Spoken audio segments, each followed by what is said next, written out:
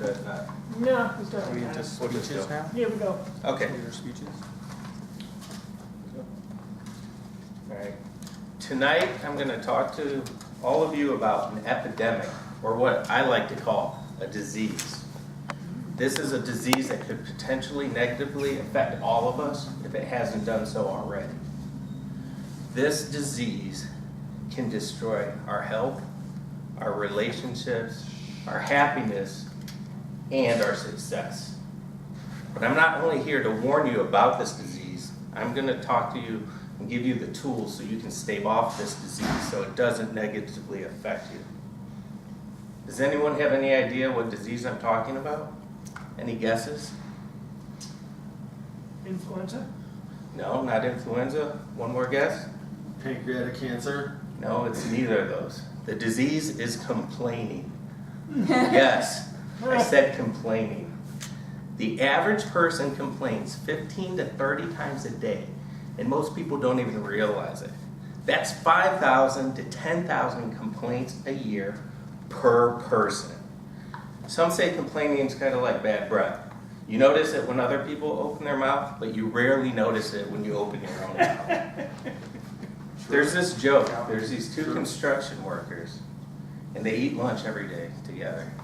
And for 3 days in a row, one of the construction workers opens up his lunch, and there's a meatloaf sandwich. And each day he gets angrier and angrier, saying he hates meatloaf. He doesn't want to eat another meatloaf sandwich. And on the 4th day, he opens up his lunch, and again, he has a meatloaf sandwich. He says, I hate meatloaf. I don't want to eat another meatloaf sandwich again. And his friend turned to him, trying to be helpful, says, you know, why don't you ask your wife to pack you something other than meatloaf? And as he's chomping on his meatloaf sandwich, he turns to his friend and says, what are you talking about? I pack my own lunch. As you can see, some people don't even realize that they're complaining. There are multitudes of things people complain about. We complain about the weather, our spouse, our boss, our jobs, our bodies, the economy. Have you guys read the news or watched the news lately? Some people even complain about politicians. In the book, A Complaint-Free World, written by Will Bowman, he's a pastor for Christ Unity Church in Kansas City, Missouri. Bowen defines a complaint as discontent, pain, or grief with the way things are. Also in his definition, he includes criticism and gossip. Bowen considers gossip or criticism a complaint unless it's complimentary. And he considers gossip a complaint unless what you say you would say in front of the person if they were actually there. Now you can't cheat. You can't smile and say, isn't it wonderful how fat she looks in that dress? That would be considered a complaint. But saying a fact is okay. You can say, waiter, my soup is cold, it needs to be reheated. But you don't want to scold the waiter and say, how dare you serve me cold soup? That would be considered a complaint. So this is what happens when you complain. What you articulate, you demonstrate. Talk about negative and unhappy things, and you'll receive negative and unhappy things. Talk about for what you're grateful, and you'll draw more things to you that are enjoyable. What you speak creates your reality. Let me give you some examples. Have you ever noticed that people that complain about their health are always sick? Have you heard of the term hypochondria? Yes.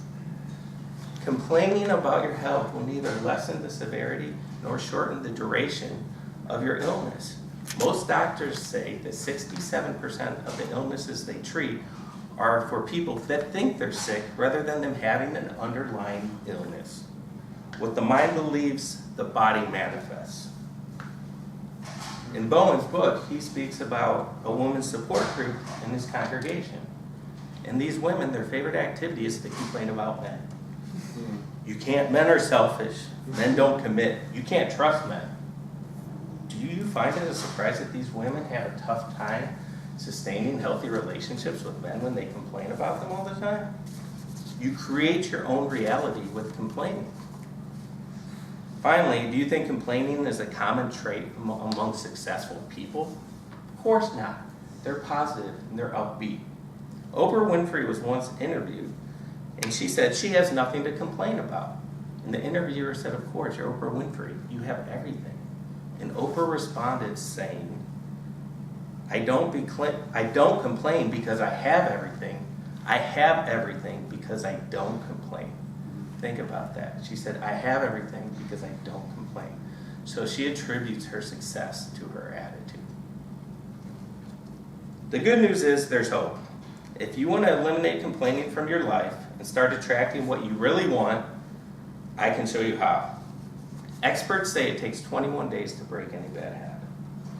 And so I'm going to introduce you to the 21-day complaint-free challenge. So here's how you do it.